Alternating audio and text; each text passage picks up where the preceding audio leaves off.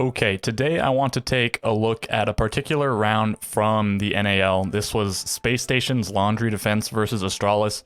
And the reason I want to look at this round in particular is not because this round in specific is especially interesting, but I want to take a look at all of Spacestation's Laundry Defenses that they've done this stage thus far. So we have one here versus Astralis, and then there are going to be 2 versus TSM and 2 versus Dark Zero, and I didn't want to put it all in one video because it'd be a really long video.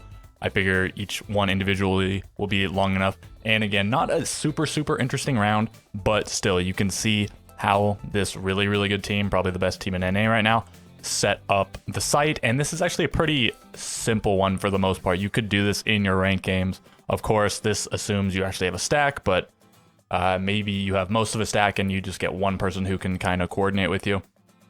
But I mean, just like every strategy ever that requires at all intricate of a setup, you're gonna have to have everyone cooperating. So once again, this is Spacestation's Laundry Defense versus Astralis, and they do a slight middle floor extension, but they fall back pretty quickly and just do a bunker hold. This took place NAL 2021 season, stage 3, playday number 4, Astralis versus Spacestation, and this is round number 7. This is Spacestation's first defensive round. They opted to go downstairs.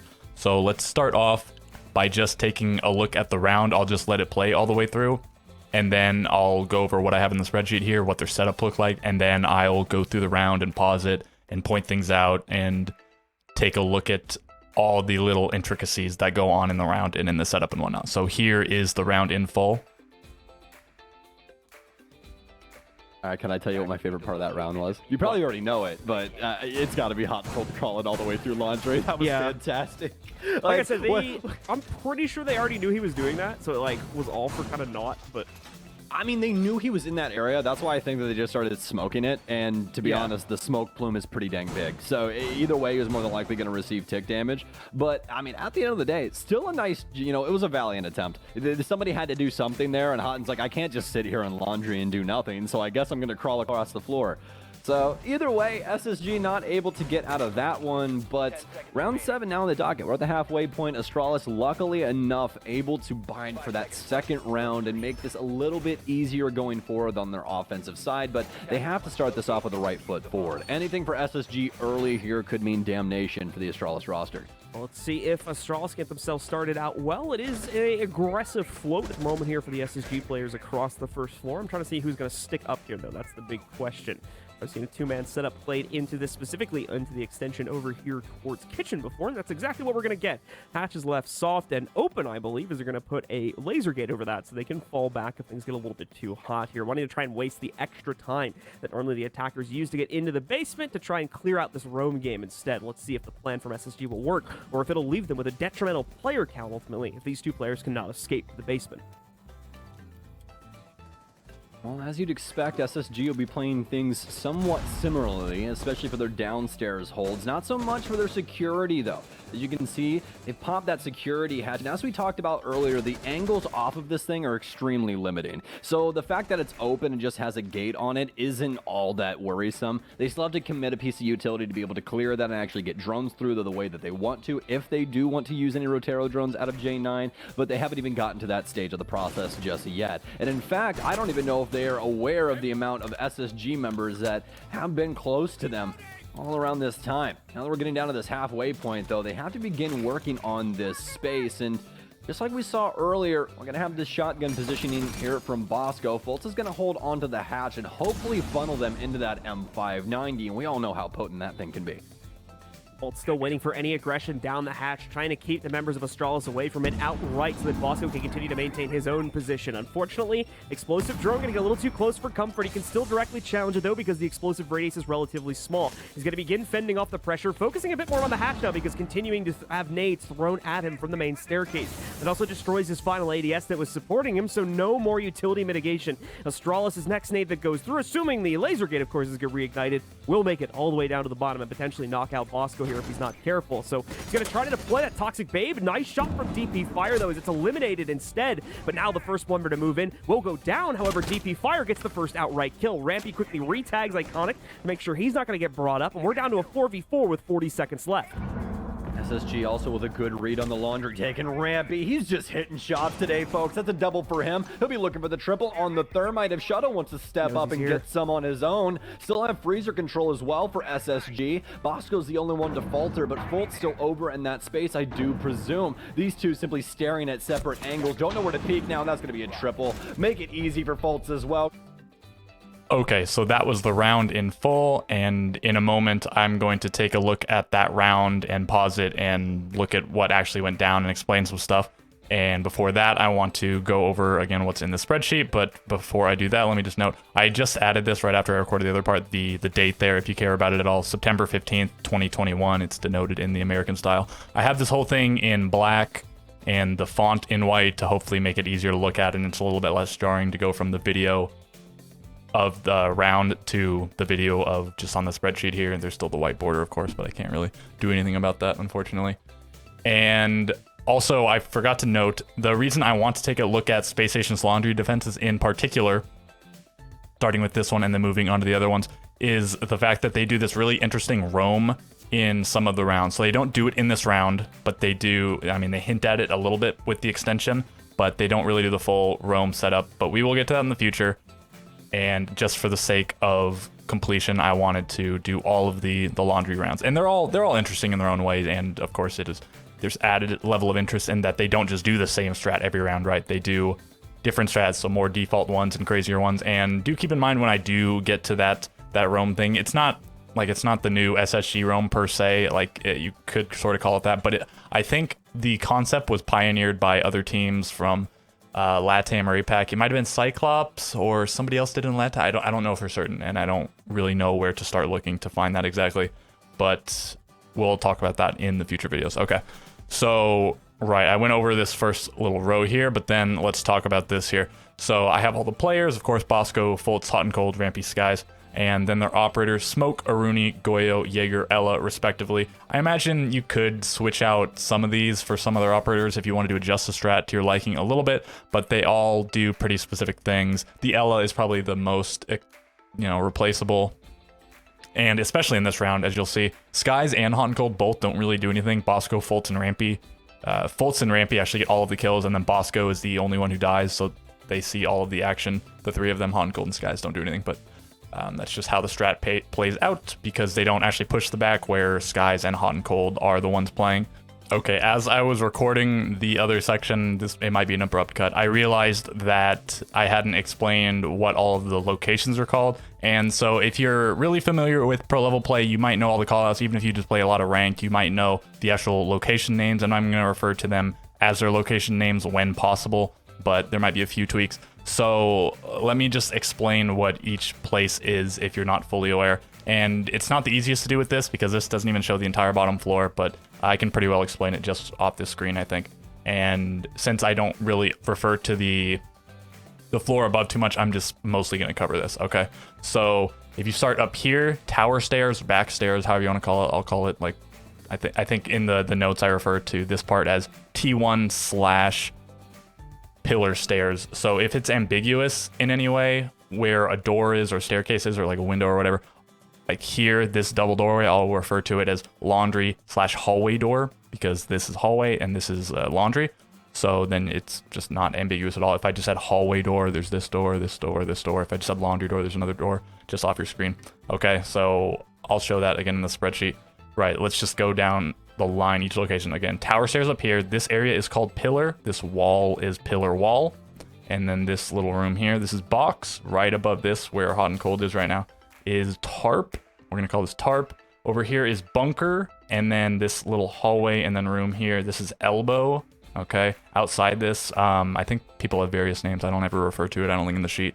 You call it like barrels, but I think people also call maybe over another spot barrels, but this can be like construction or blue, or sometimes it's unclear to me actually if people call this blue or this blue. But bunker, elbow. This whole room here is supply. Okay, this is closet. This is corner room, I'm gonna call that. Down here, this room's laundry, and then there's a room just below it, which is called laundry storage, but for the sake of clarity, I'm just gonna call it storage. And then over here we have freezer. There's freezer stairs just around the corner there. And this, I suppose you can call it like freezer hallway or whatever. It's part of freezer, but it's more specific of a call out. I don't think it ever comes up at all, but freezer hallway. And then, as I said previously, this is hallway. Then, so of course, how do you refer to the walls in the spreadsheet? I say left, right, top, bottom, and that is assuming you're looking at the map in the way that it's shown here. So with, of course, west on the left, north on the top, east on the right, south on the bottom, just like you look at a normal map. So if a wall runs north-south, it is top or bottom. If it's just a two wall, if it's like a triple wall, it'd be top, middle, bottom. But I don't think there's no triples down here. And then if it's just a single wall, it's easier to denote. Like this is just pillar wall. I don't call it supply wall because it's ambiguous that way because there are walls here and here. But if you just call it pillar wall, this is the only wall that's actually in pillar. Okay. This box room, you can say top, bottom, left, right because they're perpendicular to each other. It's not ambiguous if you say it that way. It might be a little bit confusing to say in-game, but for the purposes of analysis here, again, so left box wall, right box wall, top box wall, and it's a little bit off screen. Like it's covered by this wall, and then bottom box wall. And so if they put a rotate here as they do, this is top elbow wall. That's unambiguous. And then this would be bottom. This is closet wall, or I might actually call it closet supply wall, but I guess I can just call it closet wall. It's not ambiguous that way.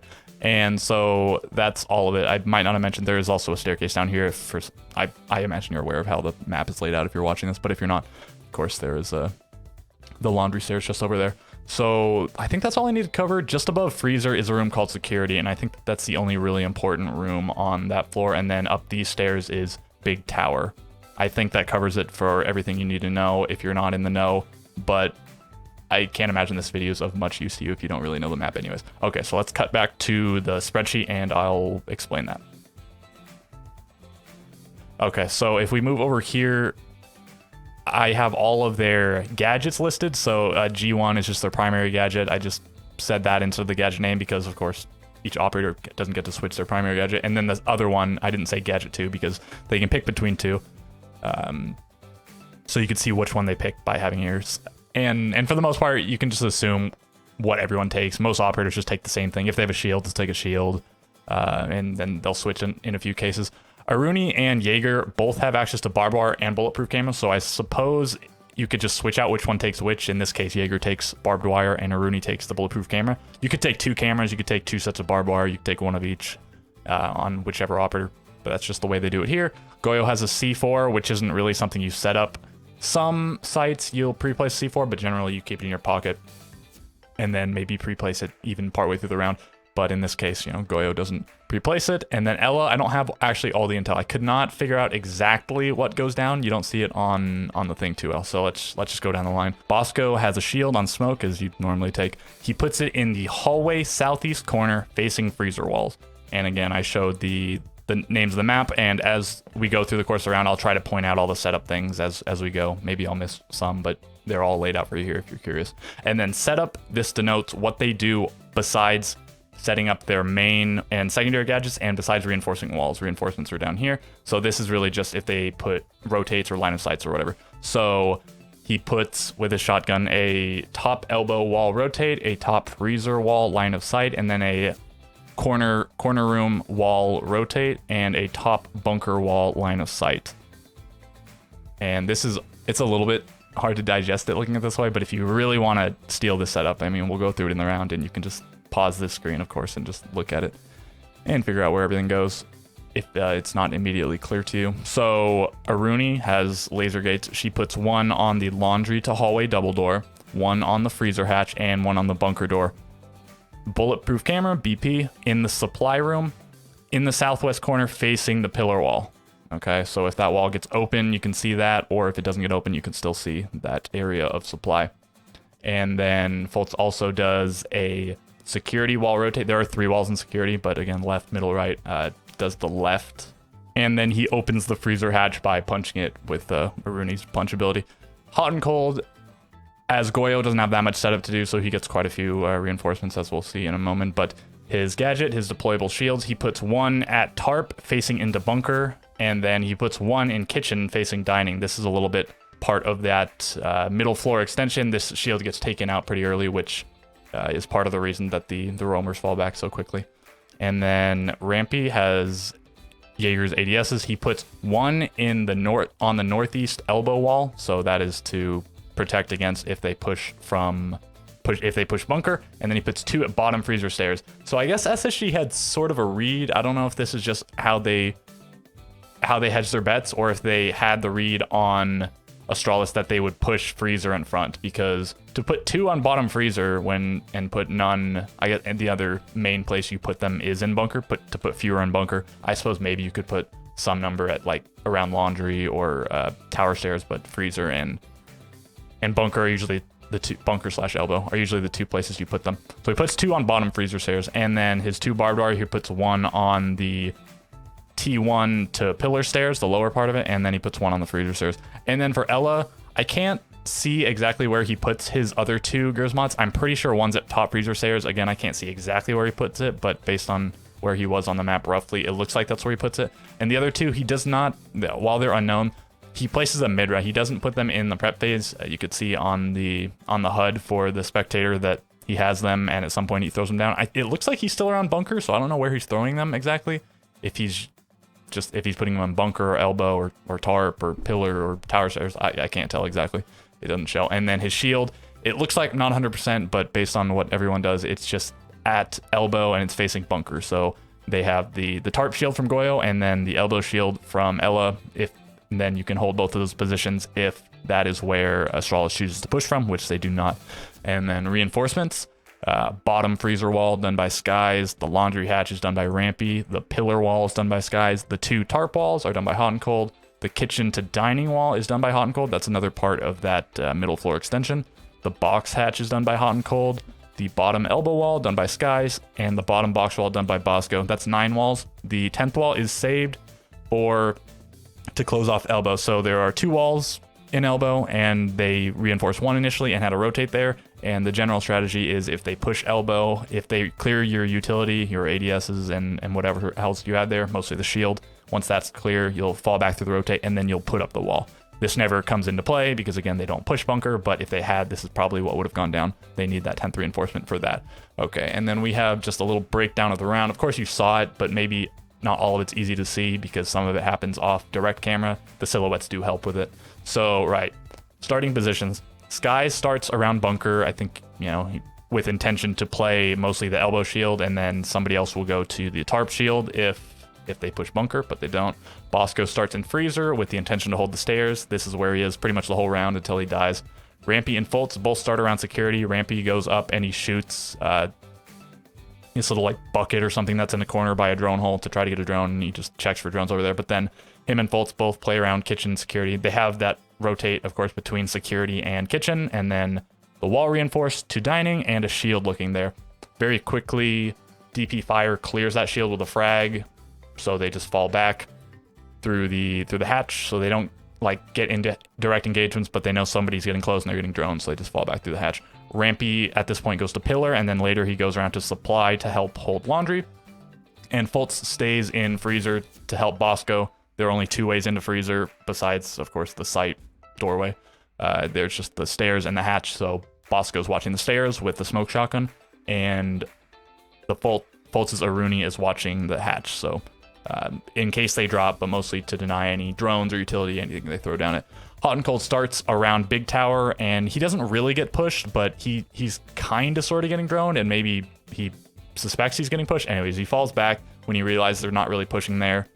And then at this point, the rest of the round is only played really by Bosco, Rampy, and Fultz. Hot and Cold and Skies, the 2 back players, don't have to do anything because they, once again, don't push there. So AST, Astralis, they burn the freezer ADSs. They destroy one with a Flores drone, and then the other one, they burn it, and then they destroy it with a frag. They clear the gate. That's on the, well, they don't fully clear it, but of course they disable it on the hatch, and then Bosco starts using his smoke canisters to slow the push against him. The second one gets, I think it's the second one, gets shot at by DP Fire, which is good reflex on his part, maybe speeds up their push slightly. DP Fire off-screen kills Bosco in freezer, and then the kills flood in from SSG. I think actually before the kill on Bosco, Iconic gets downed, but he's not finished off before. So Iconic pushes into Laundry from storage. He gets killed by Rampy. And then Rampy plays in the closet. He kills Retro with a nice swing, nice headshot. And then he suspects Shuttle to be in a corner. Maybe he saw them go there. I can't tell. But when Shuttle exposes himself, Rampy kills him. And then Fultz gets the last 2 kills. I don't think you can see them on screen either. But he kills DP Fire and then J90 in Freezer or at the hatch or at the stairs or something. So that's how the round goes. And now let's play through the round and just see exactly how it plays out with everything on screen. Okay, here we are with the round again, just in case it wasn't clear before, and I don't know if it matters that much, but Hibana's banned here, which might be notable, but Ying, Wamai, Mira are banned as well. So let's just watch the round play out. I have the sound playing, but I can't hear the commentators talking or anything. I don't think that'll be terribly relevant, but just for a little bit of background noise. I probably have music playing over it as well. Okay, so going through the round, you can see what they're setting up here. Like Skies goes here to do this wall, and Hot and Cold starts getting this wall. Immediately, Fultz starts going towards going through Freezer so that he can go upstairs one night. He's going to deploy his gate on the hatch here, and Bosco makes this rotate. As you may or may not know, in theory, Bosco's around here. He could be getting a lot of walls, but as Smoke, you usually don't want to be doing that because you're the guy with the shotgun. A lot of times, the only guy with the shotgun making all the rotates, so he has to make this rotate, he makes this line of sight, he makes the line of sight here, and he gets the wall here. So if you're playing in pubs or whatever, you know, don't make your Smoke get all the walls. If you're Goyo or Ella here, you make sure you get a lot of walls. You have the least stuff to actually do. Hot and Cold setting up his shield here, so you can play here if they actually try to push this doorway, which they don't. They'll end up getting this wall. It looked like that's where I'm assuming Skies put his one, his Gersmont, and he definitely put it there, but I can't see exactly where he put it. I guess it's just inside the doorway at the top of the stairs or whatever. Fultz puts his laser gate on the hatch there, you can see, and you just saw Bosco put his shield so that you can watch Freezer a little bit more from there. And maybe even have some laundry cover. Of course, it's scuffed if they take Freezer, or sorry, if they take Pillar, then you can't really play there. But you know, if they're pushing that or whatever, you can just go over and move the shield. Not a big deal. Rampy against this front hatch, the laundry hatch here, laundry storage hatch, however you want to call it. And then Rampy goes over there to take care of some business. And you see Bosco putting up a wall, and Sky's putting up a wall, and Hot and Cold, I think this is the final wall. You can see up here, they only have one wall left, which they don't put up. They, again, save to put on the elbow wall, but that never happens. Fultz puts a rotate here, and now Rampy is looking for drones. There's a drone hole here, so sometimes drones will just, like, sit slightly in view so that they can watch this, and then there's also... I can't remember what it actually is. There's something that hangs from the roof that drones could sit on, and so you shoot this to knock it down and destroy any drones that are there and whatever. Important to note. And then there's a drone just hiding out over there he didn't find. DP Fire very quickly in the round. He's already in small tower, fewer than 20 seconds in. He just, you know, they had it droned out. He just runs right from spawn in there. And he is their entry player, first line of contact. So this is his drone, and he's checking out dining. He's seeing what's happening. And J90 is also droning in here. As you can see, Fultz and Rampy are playing up here in tandem. They're trying to delay them from taking this whole area so that they can't go Freezer and whatnot. And then Hot and Cold, I think, is over by tower. He might be in the basement right now, doing something or other. But for the early round, he mostly plays over by tower. So again, they're just waiting. You know, he's looking at the ceiling. Maybe he hears something. Maybe he thinks, so they might try to open the ceiling on us. But that's something you don't see too much because you have to do quite a lot of stuff to take this site, and going upstairs and sledging or bucking or whatever is not really in the cards. You don't have such time for such things. So here he uses frag, and I don't know. I feel like it'd be easier to use a Gone 6 there, but I don't know if he... I don't know why he does that in particular instead of using the Gone 6, but maybe he doesn't have it for some reason. Maybe he has the pistol, but people don't do that. So he destroys that, and that was an important way for them to hold this area. So at this point, they decide they're going to fall back. They're getting droned, the shield's gone, there's a guy over here. So they're going to fall back, and you might be thinking this is weird to do, but they didn't have any more utility to help them up there anymore. They didn't have any more... They never put any ADS up there. They lost their shield. The only thing impeding the attackers now is like a wall.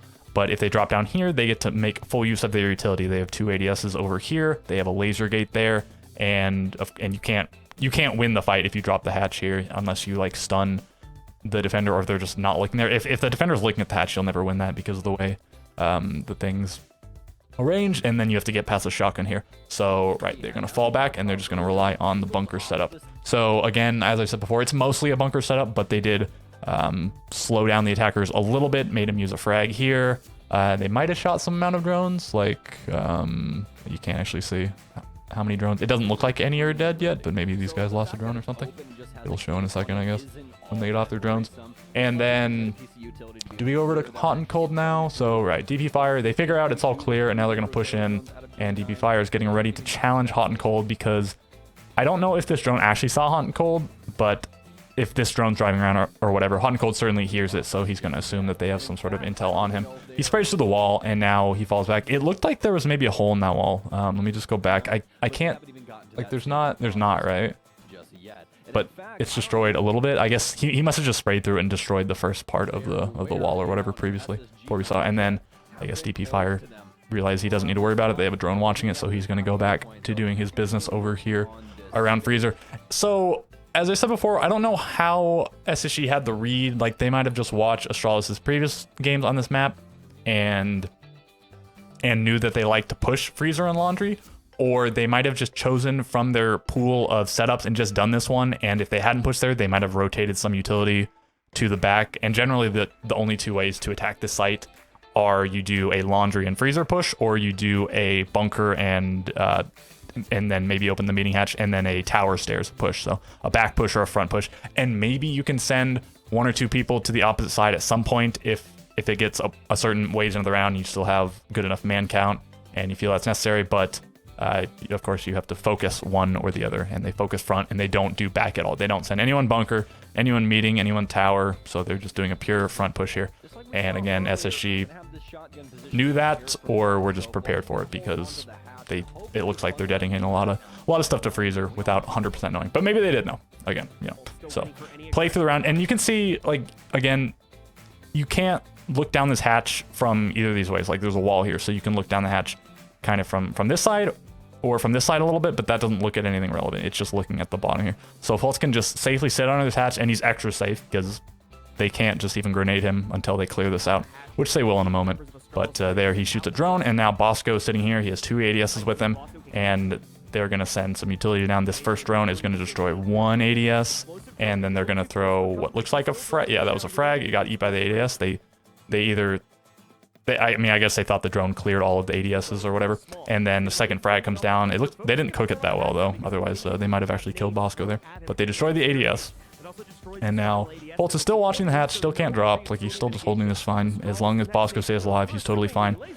And he's going to stay alive for a little bit. He's using his gas canister, so that was the first one. This is the second one. Didn't see it exactly, but DP Fire just shot it out.